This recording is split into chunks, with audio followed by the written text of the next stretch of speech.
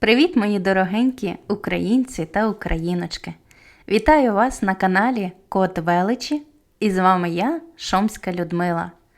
Цього прекрасного осіннього дня запрошую вас на українську народну казку «Іван – мужичий син». Тож влаштовуйтеся позручніше і смачного вам слухання. Жили колись у старовину цар із царицею. У них замолоду не було дітей, а при старості родився один син. Вони дуже зраділи цьому. Но виріс той син, вирішили вони його оженити. А син і каже: «Поки не дістанете мені такого дужого коня, що жар їсть, полум'я п'є, а як біжить, на 12 верст земля гуде і листя на дубах усипається, то я женитись не буду». Цар зізвав усіх своїх богатирів і почав розпитувати: «Може, з вас хто знає або чув, де такий кінь є, що жар їсть, полум'я п'є, а як біжить, то на 12 верст земля гуде і листя на дубах осипається?» Усі кажуть, що ніхто не бачив і не чув нічого такого подібного, і дістать не можуть. Цар розіслав по всій землі бумаги. Може, хтось чув або сам дістане, то нехай до мене приходить. Потрапила одна така бумага у якусь волость. Прочитали її там. Мужик приходить додому і хвалиться жінці: «От яка у нашу волость бумага прийшла. Якби такий молодець знайшовся, то велено йому до царя приїжджать». А в нього був хлопець. Оцей хлопець і каже: «А я знаю, де такий кінь є». А батько: «Сиди там, коли сидиш. Ти вийдеш за ворота, та й то тебе діти б'ють, а то ще про такого коня базікаєш». Хлопець одягся і говорить: «Ходімо, тату, на двір». Вийшли. Він одною рукою дуба як схопить, нагнув аж до землі, потім пустив. А батько стоїть, очі витріщив, дивиться на нього, аж злякався сам. «Ну, тепер, — говорить синку, — повірю». Пішли до волості. Батько хлопця залишив на дворі, а сам пішов у хату і каже: «Дозвольте, панове, мені зі своїм словом втрутитись». «Можеш, говори». «Є у мене син, що може дістати того коня». Тут всі закричали: «У холодну його взять, сякого такого, та й з його хлопцем». «Куди його хлопець годен? Як він вийде за ворота, то всі його діти б'ють». Посадили мужика і його хлопця в холодну. Сиділи вони, а волосне начальство та й говорить: «Мабуть, нам нічого й не буде, коли він збреше». Випустили, а самі до царя вдарили звістку. Цар прочитав цю звістку і не повірив, щоб мужичий син міг таке зробити. Але все ж звелів послати своїх слуг і карету за тим хлопцем. Узяли того хлопця до царя. Як приїхали, цар підзиває його до себе. «Можеш дістати такого коня?» «Можу». «А що ж тобі треба?» «Треба мені коня хорошого та палицю добру». Написав цар записку до свого табунщика: «Ступай, у полі є табунщик, дасиш йому записку, а він тобі дасть коня». Той пішов, показав табунщику записку. «Підожди, – каже табунщик, – пожену напувать коней, а як ітимуть, то якого коня схочеш, такого і вибереш». Став той вибирать, і якого не візьме за хвіст, то хвіст у руках зостанеться. Візьметься за гриву, гриви не стане.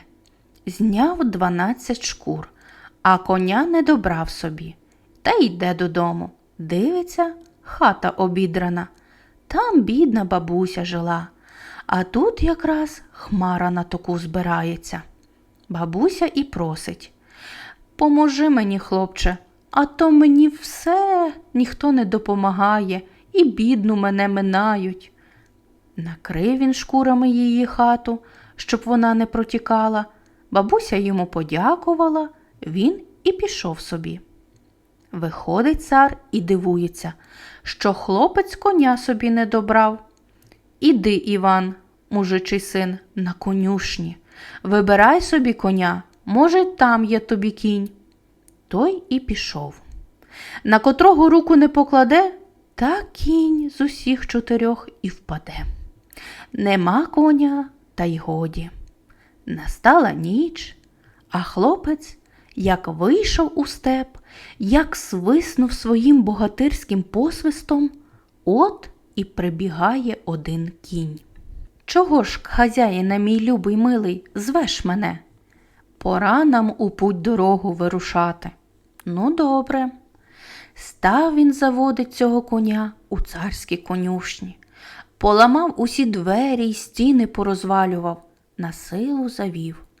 Прив'язав, дав білоярої пшениці, а сам пішов спать. А цар устав рано і послав збудить Івана, мужичого сина.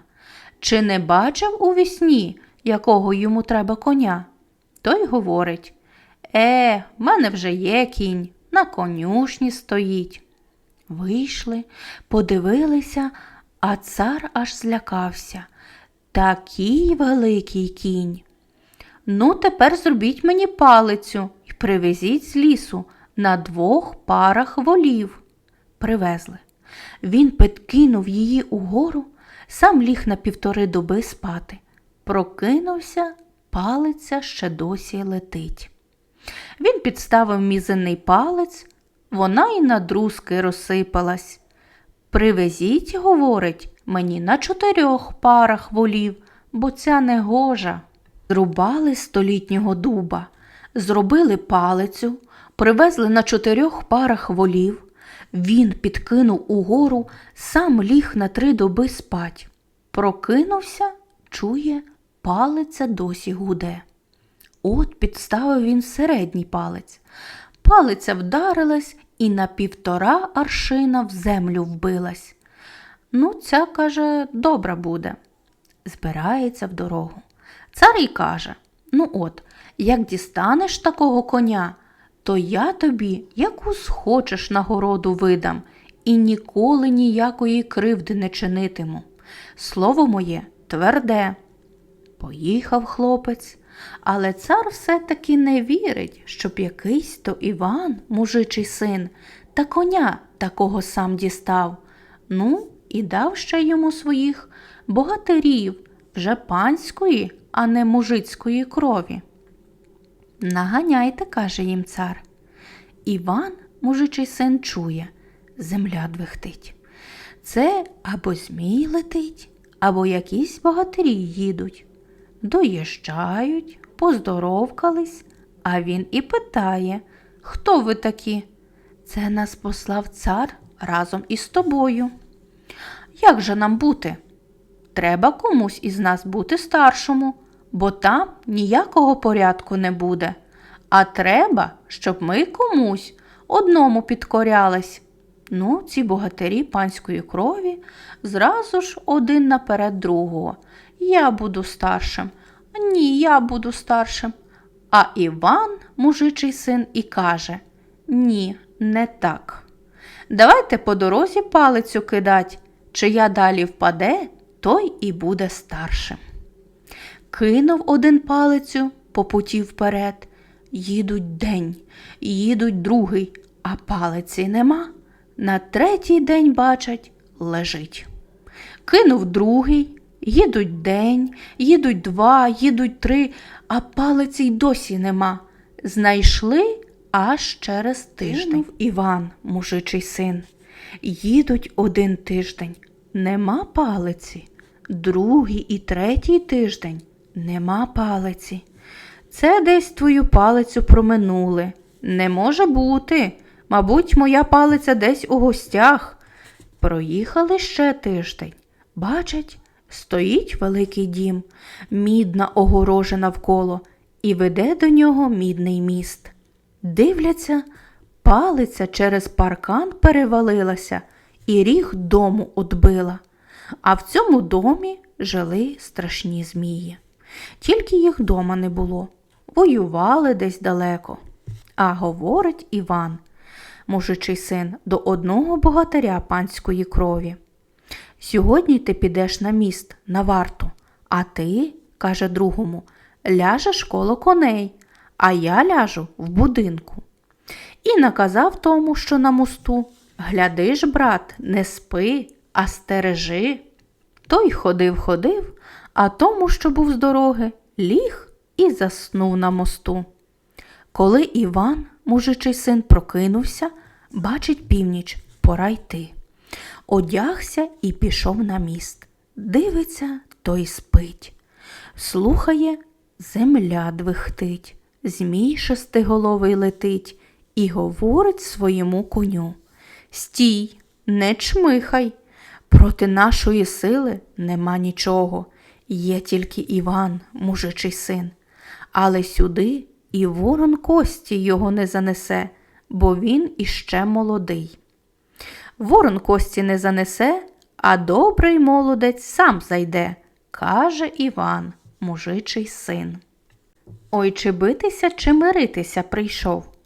«Не миритися, а битися я прийшов». «Ну, – говорить змій, – бий ти перший». «Ні, – говорить Іван, мужичий син, – бий ти на все царство старший».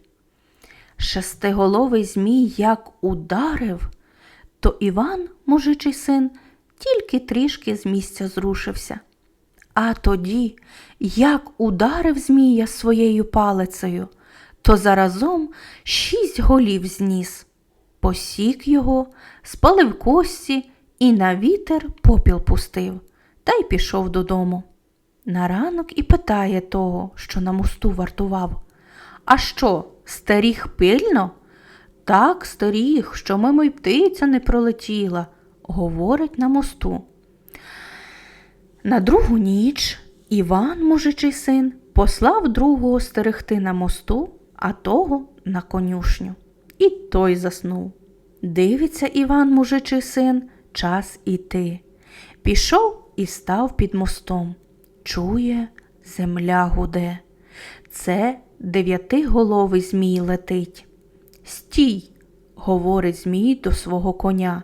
«Не спотикайся, проти нашої сили немає другої на півсвіту.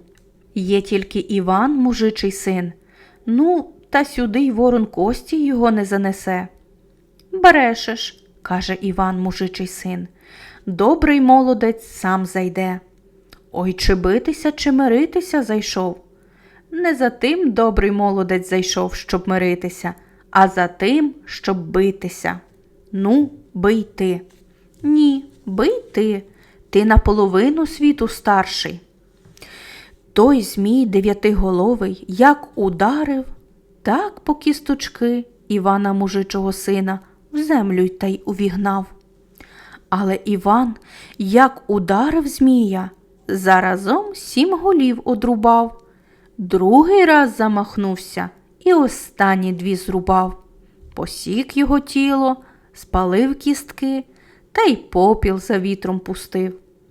Пішов Іван, мужичий син, досипати. На ранок спитав того другого: «А що, стеріг добре моста?» «Ой так, стеріг, що й мишка мимо не пролізла». На 3-ю ніч зібрав він обох богатирів, повісив рукавичку на стіні та й сказав: «Піду я сам, братці, стерегти моста, а ви глядіть на мою рукавичку. Як буде піт текти, то гуляйте, як буде кров капать, так пускайте мого коня».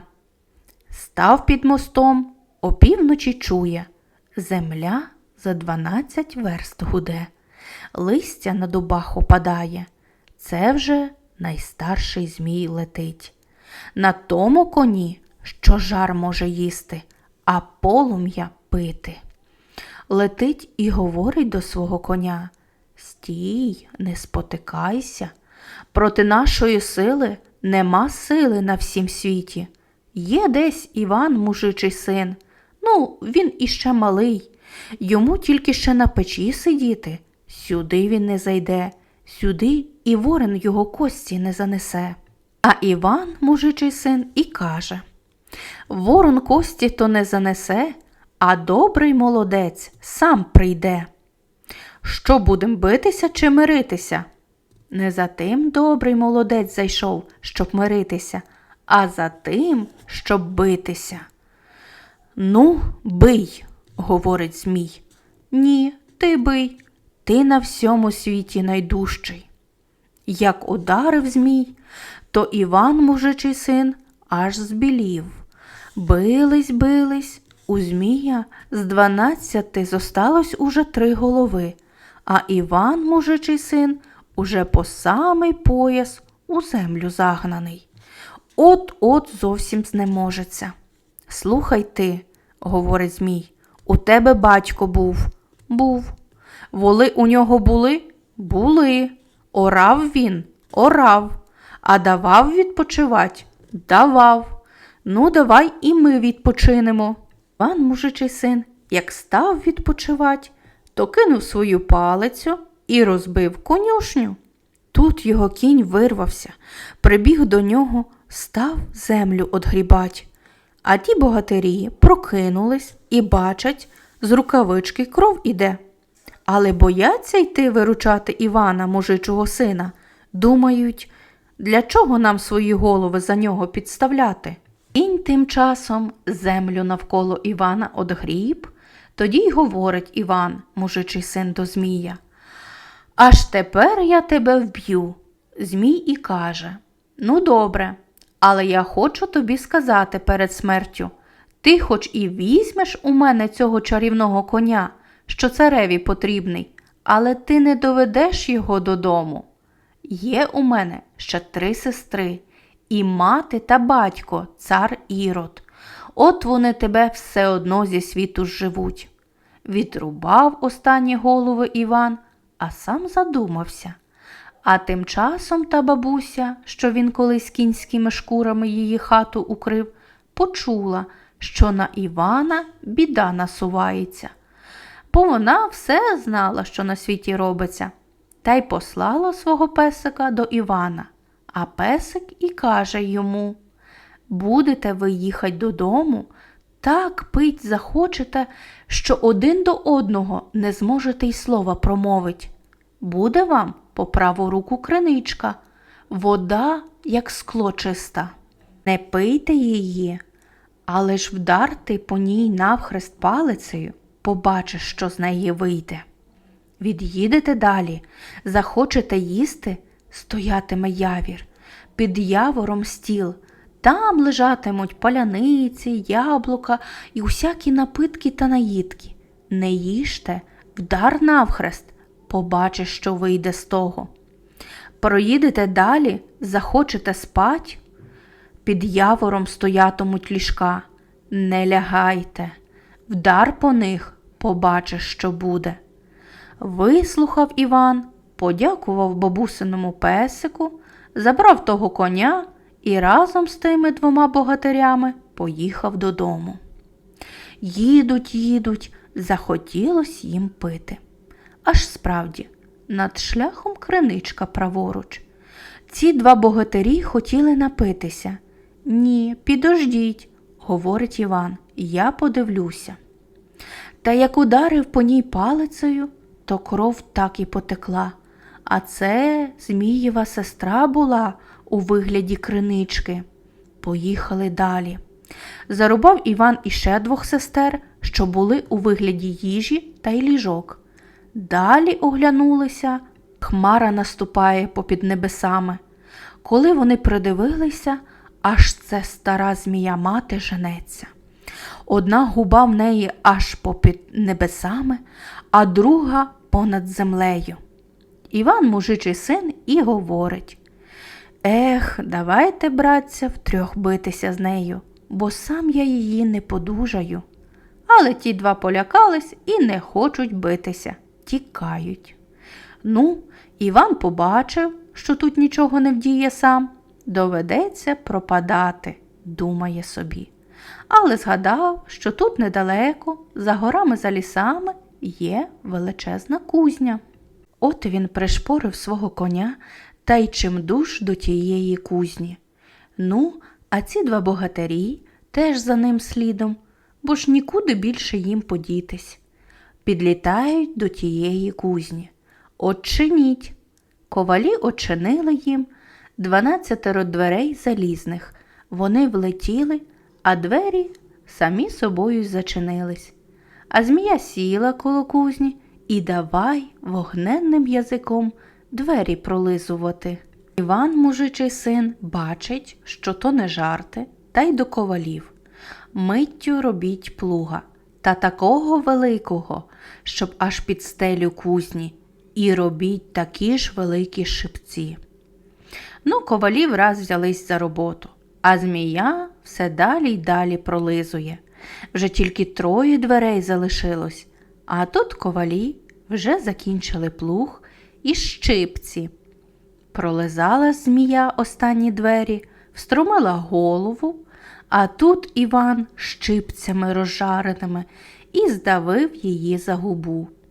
Накинув на неї плуга, вибіг на двір і давай змією орать землю. Такі скиби, як хата завбільшки, вивертає, оре, лупить її щипцями розжареними за губу, тисне. Орав нею доки вона не лопнула. Він тоді викинув її в море, свого коня пустив на пашу, а богатирів тих додому прогнав. «Ідіть, – каже, – боягузи, а то з вами тільки одна морока, а ще й кажуть, панської крові». А сам поїхав на коні, що в змія взяв. Їде він, зустрічає діда старого. Проїхав він повз нього і не сказав «здрастуйте», а далі й нагадав, що ж я ще молодий, а йому старому честі не одав, треба вернутися і поздоровкатись. Вернувсь. «Здрастуйте», говорить, «дідусю, вибачте, я проїхав і честі вам не оддав, не поздоровкався». «Еге, – каже дід, – ніколи старих людей не минай, завжди поздоровкайсь. Їхатимеш ти, а вискочить до тебе такий кривий дід на дерев'янці і буде говорити до тебе: ну, молодець, добрий кінь твій, але ти однаково не випередиш мене. Так ти не зрізуйся з ним на випередки. А може, тобі по путі хто буде траплятись, приймай і не отказуйся». Поїхав. Бачить, назустріч шкутильгає на дерев'янці такий поганий дід. «Ну, – говорить молодець, – та й кінь же у тебе. Але хоч я й який поганий, ти мене однаково не випередиш». «Ну, та я й не стану з тобою сперечатися, ні то й ні». Та тільки сказав це Іван, мужичий син, а той дід поганий своєю дерев'янкою в стремено. А Івана якоюсь гострою стрілою збив із сідла та й полетів на коні. Іван, мужичий син, і оглянутись не встиг. А це був не хто інший, як сам цар Ірод, батько Змія і Зміїх. Розсердився Іван, мужичий син. «Ну, – каже, – я ж тобі цього не подарую, я ж тебе, Ірода проклятого, і пішки знайду». Та палицю в руки і пішов. Іде він, але відчуває, що та ранка від стріли царя Ірода все розпухає і розпухає, все більшою робиться і більшою. Вже Іван і знемагати почав. Це вже біда, – думає Іван, мужичий син. Це, виходить, цар Ірод затруєною стрілою мене вдарив.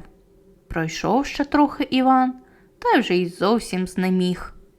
Це, каже він сам до себе, тепер не бачите мені царя Ірода, тепер він мене одним пальцем поборе. Іде Іван, мужичий син, сумний-пресумний, а назустріч йому дід, борода до землі. Поздоровкались, розпитались, хто й куди. Дід і каже: «Піду і я з тобою». «Хто ж ви такий?» «Я той, що може от собак оборонить». Здвигнув Іван, мужичий син, здивовано плечима, але згадав пораду старого та й мовчить. Пішли далі. Являється їм другий дід. Теж пристав до них. Я, каже, Мороз. Ідуть далі. Третій дід назустріч. Розпитались хто куди, той і каже: «Я той, що море викосить і в копиці складе». «Ну, ходім і ти з нами». Далі четвертий, що їсть і не наїсться. Там п'ятий, що п'є і не нап'ється. Шостий, біжу і не набіжуся. Сьомий, я за 12 верст бичем улучу. Восьмий, я за 20 верст бачу. Ідуть вони до царя Ірода у його державу. Цар Ірод бачить, дивується, що раніше ніхто й до границі не підходив, а то в землі його увійшли. Звелів випустити на них 7000 злих-презлих собак-гієн. І кожна з них по 2 голови має. Собаки біжать хмара хмарою. «Ну що ж, братці, – каже Іван, мужичий син, – порозривають нас собаки. Я слабий, ледве ноги переставляю, не можу боротися з ними». «Та ось же я, той, що може от собак оборонить», – сказав перший дід. Як захватив їх, вибив і в скирти постягав усіх собак-гієн. Цар Ірод бачить, собаки не помогли, іде цілий гурт у його державу.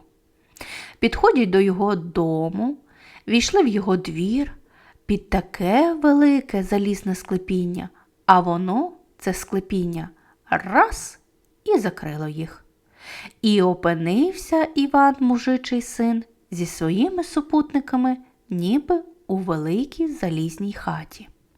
А тут цар Ірод наказав своїм слугам топити під стінами так, щоб вони всі попеклись. Навалили слуги гору лісу під стіни та й ну топить.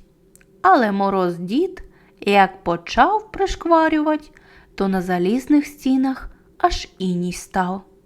Спалили вони весь ліс, слуги царя Ірода, а Ірод і каже їм: «Відчиніть уже та й вигоніть лопатами жужелицю з мого ворога Івана, мужичого сина». Відчинили, а вони всі живі, і Іван каже йому: «Що ж ти, царю, такий немилостивий, у таку холодну кімнату посадив нас, трохи-трохи не померзли». «Все одно, – каже Ірод, – зараз я тобі голову відрубаю, бо я знаю, що ти затруєний і не можеш воювати зі мною». А сам думає: вбити його я ще встигну, давай помучу ще добре. Та й каже: «Ну от, я вам задам задачу. Як зробите, пущу живих, а як не зробите, голови всім позрубую. За одну ніч море викосіть і в копиці складіть, а як не зробите, то…» Ліг Ірод спати на ніч, а той, що міг море косити, викосив його за ніч і в копиці поскладав. Прокинувся ранком Ірод, бачить, нема води і краплі ніде. Думає, що ж за чудосія така? Задає другу задачу: скільки в мене є худоби, я приготую обід, як усе споживете, живі будете, а як не споживете, то голови постинаю. А Іван, мужичий син, і думає: скоріш би рана гоїлась, скоріш би я йому ще покажу, як нас мучить. А в Ірода була полонена одна дуже красива дівчина. От вона і взялась Івана лікувати. Знала вона всякі ліки, а тим часом наварив цар Ірод стільки котлів, що й у дворі не вміщаються. Горілки поналивав кілька тисяч бочок. Посідали вони їсти, не більше з'їли, як одного вола. А Іван, мужичий син, і журиться. Ми й за 3 роки цього всього не поз'їдаємо. Коли тут нагадали, що є один дід, їм і не наїмся, і другий дід, п'ю та й не нап'юся. І як почали вони обидва трощити, та сказали, що ще й мало буде, щоб ще б їли і їли. Бачить цар Ірод, що нічим їх не візьмеш. Хотів уже повбивати, але вирішив ще помучити. Хто завтра, каже, принесе раніше води з моря, чи моя дочка скорогонка, чи ви? Як ви живі будете, а ні, то... А Іван усе думає, скоріш би рана загоїлась, скоріш би. А полонена дівчина каже, не журися, скоро вже. Переночували, дочка скорогонка, чуть світ, наділа чоботи скороходи, шапку-невидимку, за відерце і подалася до моря. Вона побігла, а вони всі сидять, думають, котрому бігти. Згадали, що є біжить, не набіжиться. Побіг він, набрав води, раніше Іродової дочки скорогонки біжить, а вона бачить це та взяла і сипнула йому під ноги сонного порошку. Він упав та й заснув біля відра. Бачить Іван мужичий син і його супутники, що Іродова дочка вже біжить, а того їхнього біжить і не набіжиться, і ніде й не видно. А той, що за 20 верст бачить, подивився й бачить, що біжить не набіжиться, спить. Тоді той, що за 20 верст бичем улучає, розпустив свій бич, та як потягне того, що спав, той прокинувся за відро та як побіжить і приніс воду раніше, ніж Іродова дочка скорогонка. Ірод бачить, що вже нічого для них важкого немає, вихопив меча і наказав тягти Івана та його супутників на залізний тік. Виводять Івана, а дівчина полонена і каже, уже загоїлась твоя рана.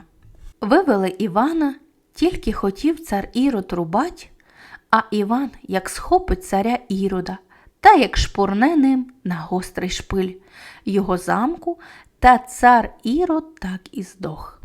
Узяв Іван тоді його коня, що Ірод у нього обманом вкрав. Дівчина полонена теж з ним збирається, а діди і кажуть, ну, а ми послужили тобі, Іване мужичий син, то тепер підемо далі своєю дорогою, іншим добрим людям служити. Поцілувалися з Іваном та й пішли. Приїжджає Іван мужичий син у своє царство та й одає так, як обіцяв, бо завжди любив слова дотримуватись. Цареві коня того, що жар їсть, полум'я п'є, а як біжить, то на 12 верст земля гуде і листя з дубів осипається. Тут якраз стояли ті 2 богатирі панської крові, що їх цар посилав разом з Іваном. Як побачили вони ту дівчину, що Іван з полону у царя Ірода визволив, та й зразу до царя, так і так, не гоже Іванові, простому мужичому синові, одружуватись з такою красунею. Вона може бути за жінку тільки богатиреві, та ще й панської крові. Молодці, правильно говорите, каже цар та й до Івана. Ти, Іван мужичий син, і не гоже віддавати за тебе таку красуню. Вона може бути жінкою тільки богатиря панської крові. Поблід Іван мужичий син та й каже, я її з полону визволив. Вона мене любить, я її люблю і нікому не віддам. Ні, віддасиш, каже цар. Тоді Іван скипів та до царя. Ти обіцяв мене нагородити, чим я захочу, і ніякої ніколи кривди мені не чинити. Я 3 зміїв-велетнів убив, їхніх сестер повбивав, стару зміїху в море загнав, царя Ірода на той світ перевів. Та коли ти мені будеш за мою добрість так платити, і так слово своє ламати, то я й тебе, і увесь твій рід одним махом зі світу зведу. Та як замахнеться своєю палицею, аж всі дерева нагнулись, а царський палац затрясся. Тоді цар злякався, та вже ні слова. А Іван, мужичий син, одружився з дівчиною-красунею та й зажили щасливо. Але вже ніколи не вірив Іван ні царському, ні панському слові.